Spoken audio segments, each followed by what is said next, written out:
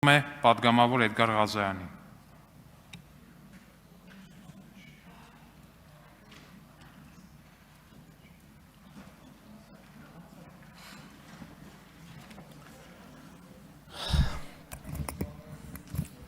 Քիչ առաջ այս ամբիոնից ազգային ժողովի պատգամավոր Վահագն Ալեքսանյանը մի սահմռկեցուցիչ իմ տպավորությամբ տեսանյութ վերահրապարակեց, որը չեմ կարծում, որ մեր հասարակության մեջ կամ առհասարակ բանական որևէ մարդու մոտ չի կարող զայրույթ չառաջացնել։ Չեմ կարծում, որ մեր հասարակության մեջ կարող է գտնվել թեկուզ մեկ մարդ, ով որ արդարացնի մարդու նկատմամբ նման վերաբերմունք, անկախ դրանից, թե դա երբ է եղել և ում կողմից է իրականացվել։ Բայց ինչպես հասկացա, այդ իրադարձությունը, այդ զահրուրելի տեսարանը, իրողությունը եղել էր 2000 թվականին։ Դրանից հետո ես մտքով տեղափոխվեցի 2008 թվական Ազատության հրապարակ, որտեղ լսվում էր հետևյալ բացականչությունը. Մանվել, մանվել, մանվել, գագիկ, գագիկ, գագիկ։ Մանվելը, ում որ վանկարկում էին 2008 թվականին, այդ թվում այդ հանրահավաքների հիմնական մոդերատոր Նիկոլ Փաշինյանը, նույն այդ Մանվել Գրիգորյանն էր, ում վերաբերվում է 2000 թվականի այս տեսանյութը։ Գագիկ Մելքոնյանը, ում անունը նույնպես հնչում էր այդ հանրահավաքին, նախորդ գումարման ազգային ժողովում ձեր խմբակցության պատգամավոր էր։ Թե ինչ անցյալ ունի նա, ինչի հետ է կապված այդ անցյալը, զինվորներից ինչ խլելու հետ է կապված, կարծում եմ առավել մանրամասը կարասի նույն ինքը Վահագն Ալեքսանյանը։ Բայց դրա հետ միասին ինձ ուրիշ բան է հետաքրքրում։ Օրինակ, երբ որ Արայիկ Հարությունյանը խոսում է պարոն Ֆարմանյանի մաքսայի մարմիններում աշխատանքի մասին, տեղյակ չի իր վարչապետի աշխատակազմի ղեկավար աշխատած ժամանակ իր տեղակալի կենսագրության մասին, որը նույն ժամանակաշրջանում աշխատել է մաքսայի մարմիններում։ Խոսքը Արթուր Հովսեփյանի մասին է։ Եվ առանձնահատուկ վերաբերմունք է ունեցել Գագիկ Խաչատրյանին։ Գիտեք ինչ, ասես բրենդային բառեր են էլի արդեն գտնվեց տարիների ընթացքում։ Մարտի 1,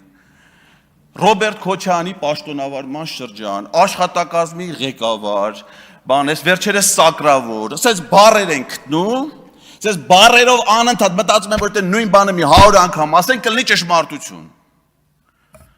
Հիշում եմ, երբ որ կառավարությունում էի աշխատում, նախագահ Ռոբերտ Քոչարյանը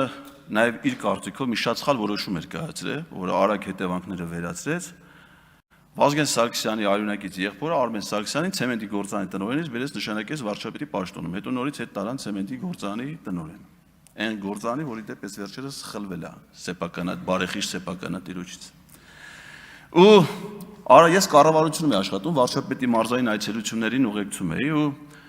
Արամ Սարգսյանը մի հետաքրքիր պատմություն պատմեց, ասում է Վազգենի մայից հետո, երբ որ նրա թղթերն էինք նայում, փաստաթղթերը բան, մի թղթի վրա գրառում է, Վազգենի ձեռագրով, Կռիլովի մի առակա կարդաց է, այնքան է դուրն եկել, որ արտագրել է իր նոթատետրում։ Ինչ է այդ առակի խորհուրդը, իմաստը, որ մի ճնճղուկ ծառի ճյուղի նստած ձմռանը ծլվելում է։ Ու սառում է, ընկնում է գետին, պիտի ցրտահարությունից արդեն սատկի, պատահաբար մի կով գալի անցնում, թրքոտում, այս ճնճղուկի վրա։ Սա բնականաբար այդ միջավայրից տաքանում է ու նորից է սկսում ծվծվալ։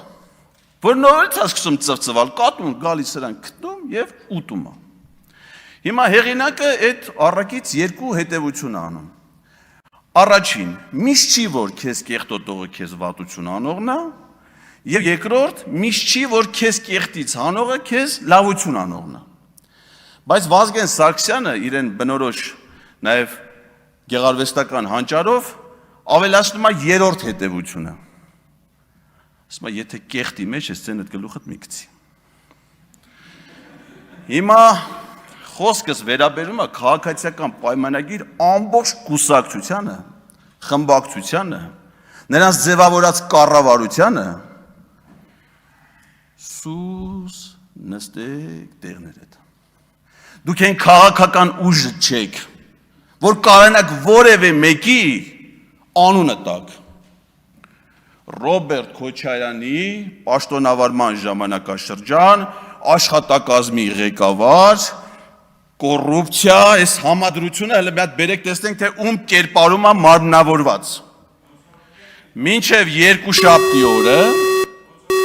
դուք բոլորդ առաջնորդվում եք Նիկոլ Փաշինյանի ցուցումներով, հորդորներով, SMS-ներով, որին խորհուրդ էր տալիս Արտաշես Թումանյան, որ եղել է Ռոբերտ Քոչարյանի աշխատակազմի ղեկավարը։ Եվ ոչ միայն, նաև Դաշնակցության համամասնական ցուցակի 11-րդ համարի թեկնածուն, էդ էլ 004-ը, ագենտ 004, որի գույքի եկամուտների հարստության ցանկը թվարկելու համար մեզ մի նստաշրջան կարող է չբավարարի։ Ու դուք Արտաշես Թումանյանի խորհուրդներով եկել եք մարդ եք գտնում, որին կարող քննադատեք, այտենց մարդ դուք չեք կարող գտնեք, այտենց երևույթ դուք չեք կարող գտնեք, որը քննադատելու իրավունք կարող է ունենաք։ Դուք իմացեք, որ այսուհետ այս դահլիճում նստած է լինելու Էդգար Ղազարյան անունով ինստիտուցիոնալ հիշողություն, որը իթիվս Գևորգ Սաղոյանի բազմաթիվ կենսագրական դրվագների գիտի նաև Պետրոս Ղազարյանի հետ Իսպանիայում նրա ֆուտբոլային հանդիպումների այցելությունները։ Էլ չեմ ասում մնացած կապերի մասին։ Դուք այն իշխանությունը չեք, որ այդ մասին խոսելու հնարավորություն ունեք։ Դուք այն իշխանությունն եք, որը գաղտնի եք պահում մեր ժողովրդից պետական բյուջեի կատարման ծախսերը։ Դրա համար իհարկե կարող է նաև դեմ լինեք, որ ընդդիմադիր ներկայացուցիչները